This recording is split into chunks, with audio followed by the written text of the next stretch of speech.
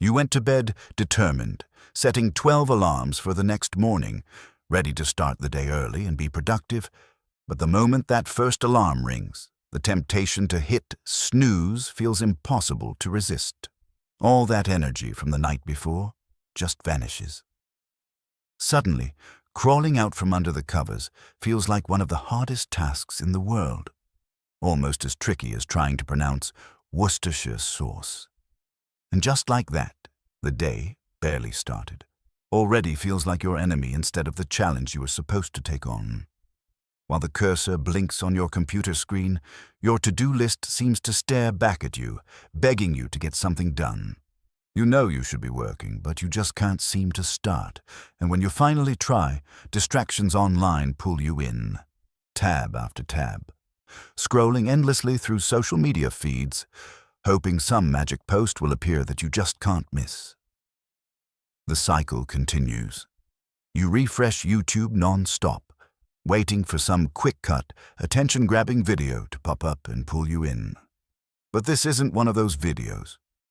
Here it's just me, my shaved head, a notebook, a pen, and some notes I want to share with you.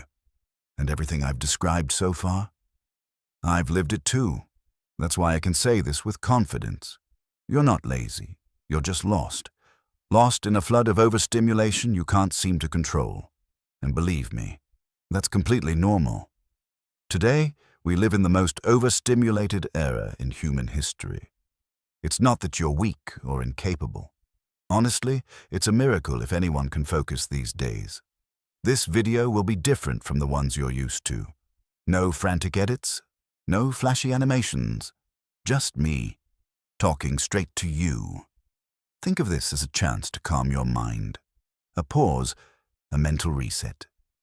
My goal is simple: to explain why you feel so overloaded and to share 3 key steps that can help you refocus and take back control of your life. Because I know exactly how it feels. Few things are worse than laying your head on the pillow at night and feeling like a failure for not managing to do even the simplest tasks. Maybe you didn't send that one work email. Maybe you couldn't open a document and write 2 paragraphs. Maybe you didn't even manage to read those 5 pages you promised yourself. This doesn't happen because you're lazy or don't care about life. It happens because somewhere along the way, you lost the ability to focus on more complex tasks. Before we move forward, let me be clear. This video won't solve all your problems overnight. It's just a guide, a path forward. The very first step is simple. Watch this video all the way to the end. Right now, your hand might be twitching, tempted to open another tab, check the comments, or glance at your phone. But stop. Stay here. Focus. This is your very first step to regaining control of your mind, and, by extension, your life. What I'm about to share is powerful. It worked for me, and it works because it's backed by science. So take a deep breath, calm yourself, and come with me. The first point, understanding why you're so overstimulated. Yes, dopamine is the culprit. But not in the way most people think. We often link dopamine with pleasure, but its main role is actually motivation. There's a fascinating study that illustrates this. Scientists placed an animal with its dopamine system switched off next to a lever. When the lever was pressed, it released food or even cocaine directly into its bloodstream. A massively pleasurable stimulus. While the lever was within reach, the animal would press it. But the moment it had to move just a little to reach it, it gave up. It knew the pleasure was there, but had no motivation to pursue it. That's what dopamine does. It drives us to seek pleasure outside ourselves. For our ancestors, that was essential. It motivated them to hunt, find water, and build shelter. But in today's world, that same dopamine keeps us glued to endless Instagram stories or binge-watching Netflix. We live surrounded by super stimuli that hijack our dopamine system, pushing us to chase quick bursts of gratification. Over time, this burns out our dopamine signaling. In other words, we need more stimulation just to feel the same level of motivation. That's why things like reading, studying, writing, or working feel so much harder than mindlessly scrolling TikTok or hitting next episode on Netflix. One of the biggest discoveries in neuroscience in the past 75 years is this. The part of the brain that processes pleasure also processes pain, and the two work like a balance. When you eat chocolate or scroll Instagram, you get a dopamine spike and feel pleasure. To restore balance, your brain counters by lowering dopamine, tipping the scale toward pain. Sometimes it overcompensates. Dr. Anna Lemke, author of the excellent book Dopamine Nation, uses the analogy of gremlins. Every time you experience pleasure, the brain throws a few gremlins onto the pain side of the scale. But the problem is, those gremlins like to hang around longer than needed, leaving you tipped too far toward pain. That's why after eating junk food or scrolling Instagram for an hour, you feel worse. And in today's world, there's no shortage of easy dopamine hits. Which means our brains are constantly tipped toward pleasure, and then, when we stop for a moment, they swing hard toward pain. That's when those dark thoughts creep in. My life is terrible. So how do we fix this? We can't change how the brain works, but we can learn to tilt that balance in our favor. The trick? Lean into the pain side first. Do something effortful. Study, read, work out. Stick to a diet. When you do, your brain naturally swings back toward pleasure to restore balance, and that reward feels healthier, more satisfying. In this video, we'll focus on 3 pillars to help you recalibrate that balance: the mind, the body, and the power of not yet. Let's start with the mind. The first thing you need to understand is this. You do have control over what you consume, the state of constant overstimulation you're in right now. It comes from giving up that control, letting yourself get swept along by whatever pops up on your feed. The good news is, you can take it back. I realized that as soon as I started consciously choosing what I put into my mind, things began to improve. Otherwise, the algorithm chooses for you. And guess what? It always chooses the flashiest, most addictive stuff it can throw at you. Now don't get me wrong. I'm not saying you need to throw your phone in the trash or delete every social media app.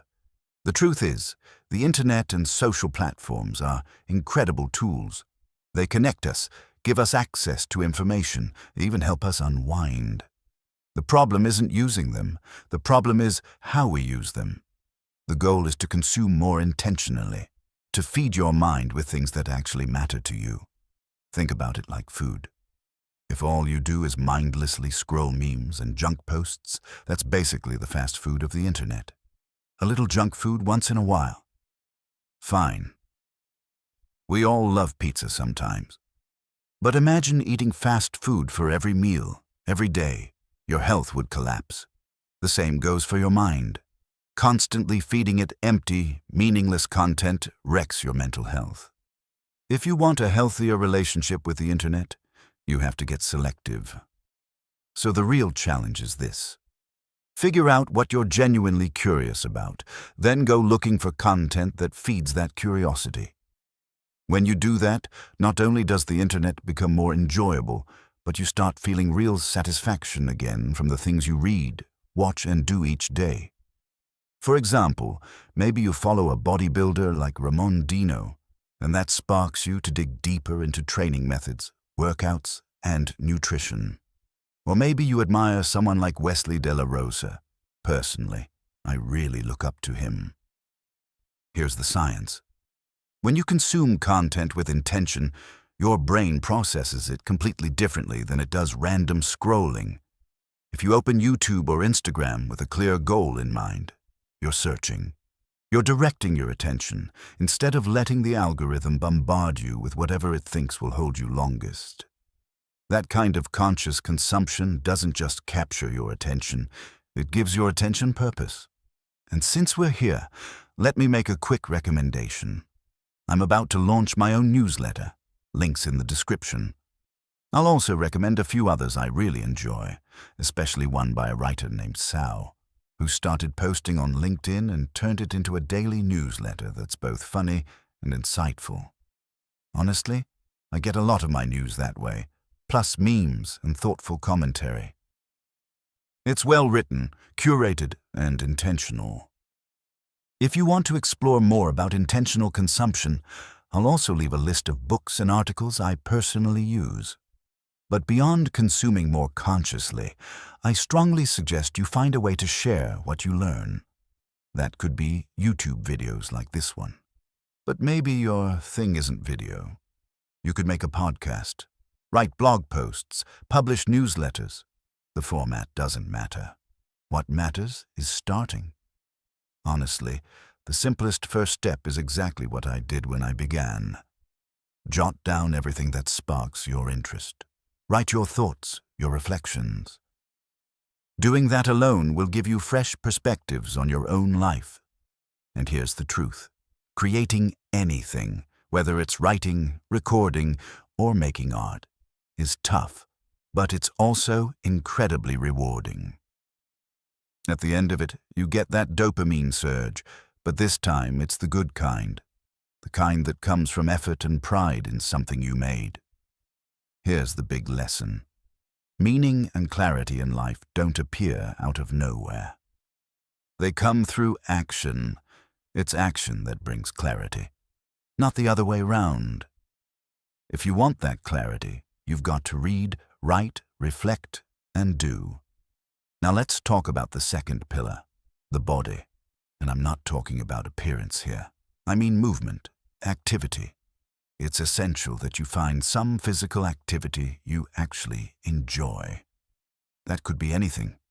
Going for a walk, hitting the gym, playing a sport. What matters is that you make it part of your daily life. Why? Because this lifestyle doesn't just improve your health and fight off the dangers of sitting around all day. There's strong scientific evidence to back it up. For example, studies have compared people who walk 10,000 steps a day to those who cut back to just 100 steps and then returned to 10,000. The difference is massive. Improved insulin sensitivity, reduced fat in the body and liver, better metabolic health. But beyond the physical benefits, exercise is one of the most powerful tools we have for balancing mind and body. Yes, it's tough. At the start, it feels uncomfortable, even pointless, especially on cold mornings when you ask yourself, why am I out here running? But when you finish, the sense of achievement is unbeatable. The key is to find an activity that motivates you to get out of the house, even when you don't feel like it. Now, let me introduce the third and maybe most important pillar, the power of not yet. A few years ago, I read a book called Mindset by Dr. Carol Dweck. She explores how our mindset shapes our ability to face challenges. In one of her experiments, she gave a group of 10-year-olds problems way above their skill level. As expected, most of the kids failed. But here's what's fascinating. Most of them got discouraged. They thought their intelligence was being tested and felt less capable because they couldn't solve the problems. But a smaller group reacted differently. They got excited. They saw the challenge as a chance to learn something new. Dr. Dweck noticed the difference came down to mindset. Kids with a fixed mindset believed their abilities, like intelligence or problem-solving, were innate and unchangeable. So failure meant they just weren't good enough. But kids with a growth mindset believed abilities could be developed through effort. Of course, some people have natural talents, singing, playing an instrument, basketball. But for all of us, there's huge potential to improve in any area we choose, as long as we're willing to put in the work. What struck me most about the growth mindset is how it reframes effort. We often think that struggling means we're not good at something. But in reality, even geniuses and professionals struggle. They work hard behind the scenes before they reach that level of effortless mastery we admire. Back in college, I remember pulling all-nighters to prep for exams or finish ridiculously hard projects. And I'd think to myself, Michelangelo sculpted the Pietà at 23, and here I am, doubting whether self-help books even work. I must be a failure. But the truth is, effort isn't a weakness. Effort is the foundation of every meaningful achievement. Only by putting in serious work do we signal to our brain, this matters. So how do we build a growth mindset? Dr. Dweck explains it's something we can change at any point in life. In some areas, we might be stuck in a fixed mindset. In others, we might already have a growth mindset. The key is to identify where we're stuck and shift it. And the secret weapon is this little phrase, not yet. Think about it. I'm not good at math, yet. Or, I don't know how to play guitar, yet. By adding that one word, you reframe the struggle as part of a process. You start valuing the journey instead of just the result. None of us came into this world fully prepared. We all have things to learn, things to grow into. Recognizing that gives us the strength to keep moving forward, even when people doubt us, even when setbacks make us question our path.